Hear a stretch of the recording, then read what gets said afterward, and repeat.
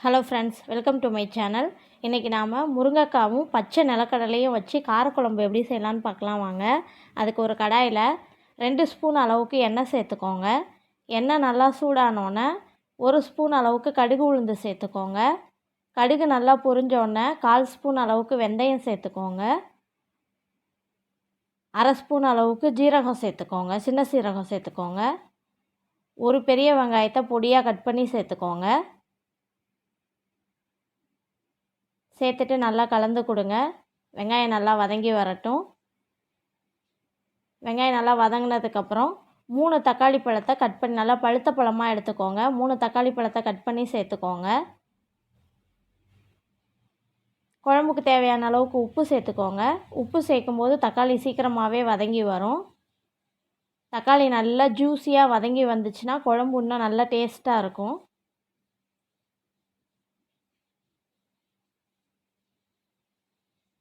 பழமாக இல்லை, கொஞ்சம் கெட்டியமான தக்காளியாக இருக்குது அப்படின்னா மிக்சியில் அடித்து சேர்த்துக்கோங்க. ஒரு கைப்பிடி அளவுக்கு பூண்டு சேர்த்துக்கோங்க. சேர்த்துட்டு நல்லா கலந்து கொடுங்க.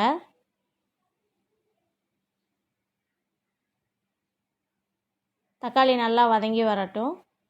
கருவேப்பிலை கொஞ்சமாக சேர்த்துக்கோங்க. சேர்த்துட்டு நல்லா கலந்து கொடுங்க.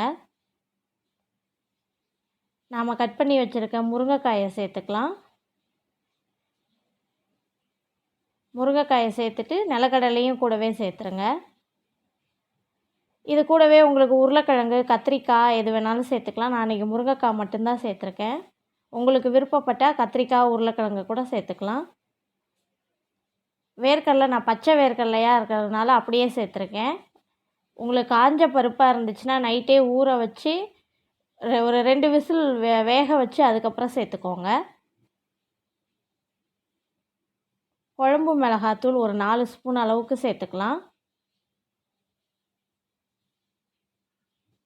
குழம்பு மிளகாத்தூள் இல்லை அப்படின்னா 1 ஸ்பூன் அளவுக்கு தனி மிளகாத்தூள், 2 ஸ்பூன் அளவுக்கு மல்லித்தூள் சேர்த்துக்கோங்க. மஞ்சத்தூள் ஒரு 1/4 ஸ்பூன் அளவுக்கு சேர்த்துக்கோங்க. சேர்த்துட்டு மசாலா பச்சை வாசனை போகிற வரைக்கும் நல்லா கலந்து கொடுங்க. பொடி சேர்க்கும்போது அடுப்பை லோ ஃப்ளேமில் வச்சுக்கோங்க. சேர்த்துட்டு எண்ணெயிலே ஒரு வதக்கிட்டு மசாலா பச்சை வாசனை போனதுக்கப்புறம் காய் மூழ்கிற அளவுக்கு தண்ணி சேர்த்துக்கோங்க. தண்ணி சேர்த்துட்டு நல்லா வேக வைங்க.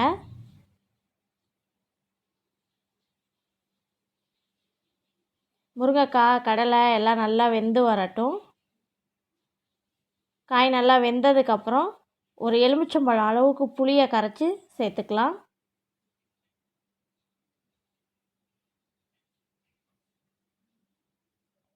புளி கரைச்சல் சேர்த்துட்டு ஒரு 5 நிமிஷம் கொதிக்க விட்டிங்கன்னா நம்மளோட முருங்கைக்காய், நிலக்கடலை காரக்குழம்பு ரெடி ஆயிரும். வீட்டில் செஞ்சு பார்த்துட்டு கமெண்ட் பண்ணுங்கள். தேங்க்ஸ் ஃபார் வாட்சிங். சேனல் பிடிச்சிருந்துச்சுன்னா சப்ஸ்கிரைப் பண்ணுங்கள், சப்போர்ட் பண்ணுங்கள். தேங்க்யூ.